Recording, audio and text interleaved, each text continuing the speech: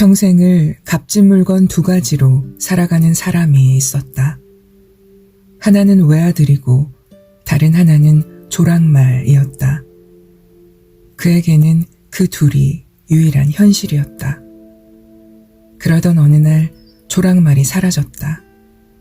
그는 현실의 반이 사라졌기에 어찌할 바를 몰랐다. 사라진 조랑말 때문에 낙심천만으로 절망에 빠져 있는데 그때 조랑말이 예쁜 암말을 데리고 나타났다. 깊은 절망이 순식간에 환희의 절정으로 바뀌었다.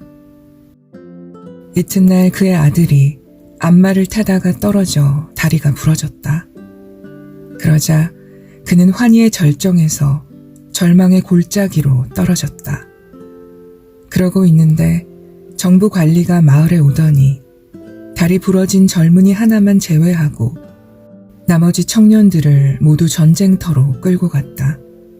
그러자 그의 깊은 절망이 환희의 절정으로 바뀌었다.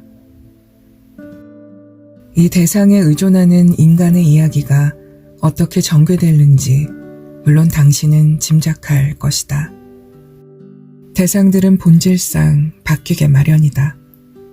자기 정체를 그것들에 일치시키는 한 우리는 진정한 자기가 누군지 끝내 모를 것이다. 대상들을 통하여 또는 남들의 눈을 통하여 자기를 규정하고 이해할 때 우리 인생은 청룡 열차를 타는 것과 같다. 왜냐하면 모든 사람, 사물, 상황과 형편의 유일한 한결같음이 그것들의 끊임없는 변화에 있기 때문이다. 우리 정체가 그것들에 묶여있는 한 우리 인생은 언제나 흔들리고 뒤죽박죽일 수밖에 없다. 대상의 의존함의 반대가 자기의 의존함이다.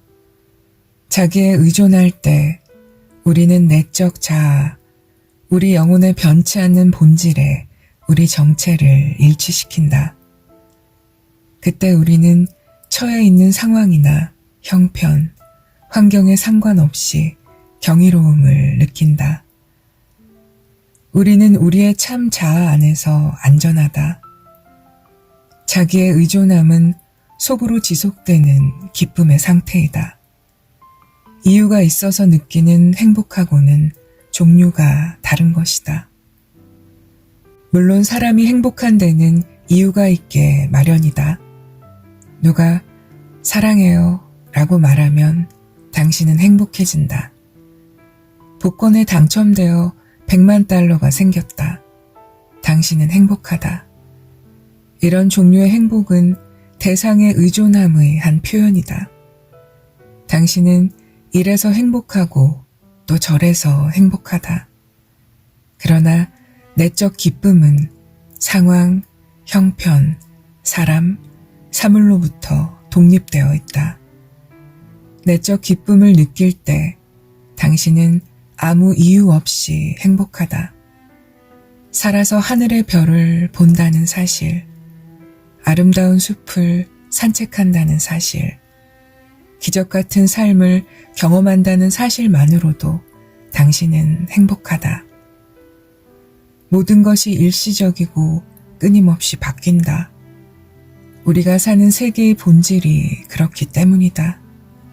그러나 자기에 의존할 때 당신은 변화에 저항하는 대신 그것들을 즐긴다. 사람들이 나에게 묻는다. 받아들이기 힘든 상황을 어찌할 것인가? 분명 나쁜 일이 일어났는데 어떻게 저항하지 않고 오히려 행복할 수 있단 말인가? 좋다. 당신의 근원으로 돌아가 무엇이 일어나고 있는지 살펴보라. 모든 것이 오고 간다. 당신은 받아들이기 힘든 상황을 굳이 좋게 또는 나쁘게 보아야 할 이유가 없다. 힘든 상황을 언제나 좋게만 보는 것은 아무래도 인위적이다. 안 그런가? 내가 언제 어디서나 모든 것을 좋게만 본다면 무엇보다도 진절머리가 날 것이다. 그리고 그건 지독하게 부자연스럽다. 결국 아무도 내 곁에 있으려 하지 않을 것이다. 힘든 상황을 언제나 나쁘게만 보는 것도 자연스럽지 않기는 마찬가지다. 그러다 보면 모든 것을 부정하고 마침내 지쳐서 나가 떨어질 것이다. 자연스럽게 사는 것이 가장 잘 사는 것이다. 무엇이 긍정적인 마음인가?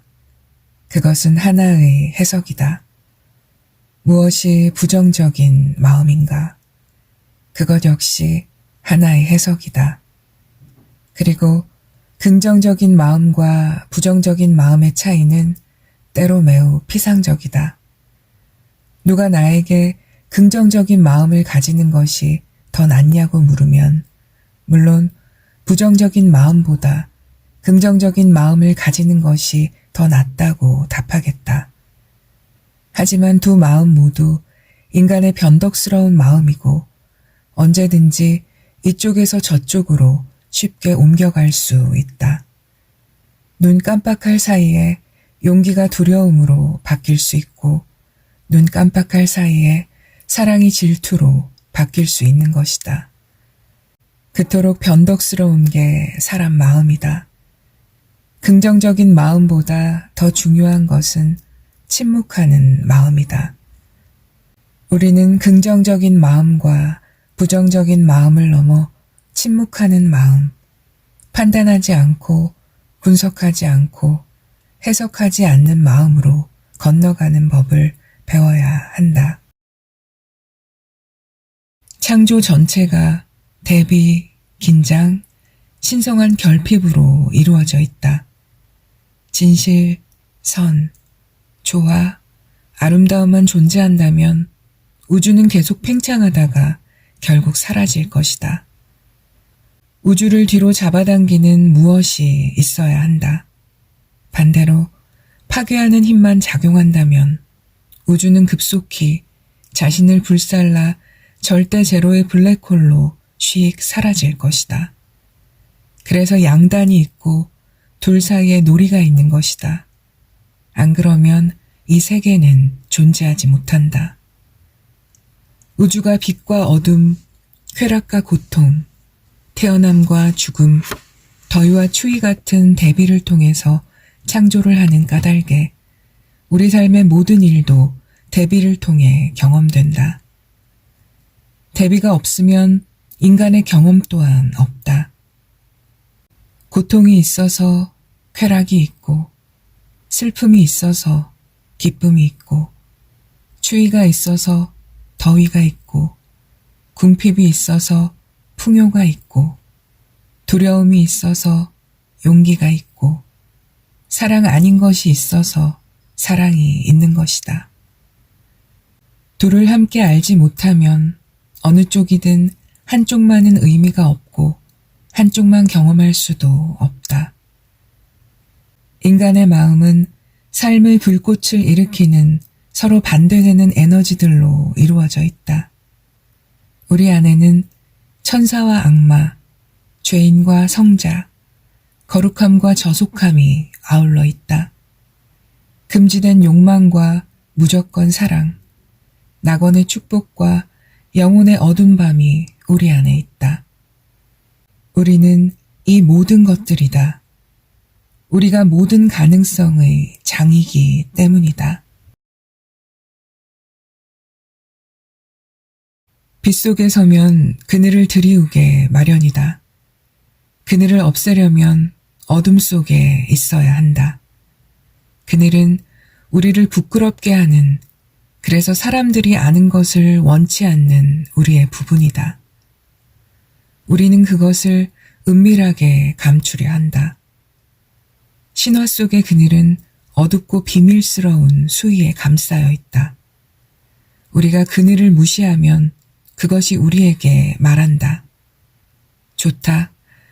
내가 이제 너를 난처하게 만들겠다. 나는 네가 나를 알아줬으면 한다. 자신의 긍정적인 면과 부정적인 면을 함께 드러내 보일 때 당신은 망가지는 게 아니라 온전해진다.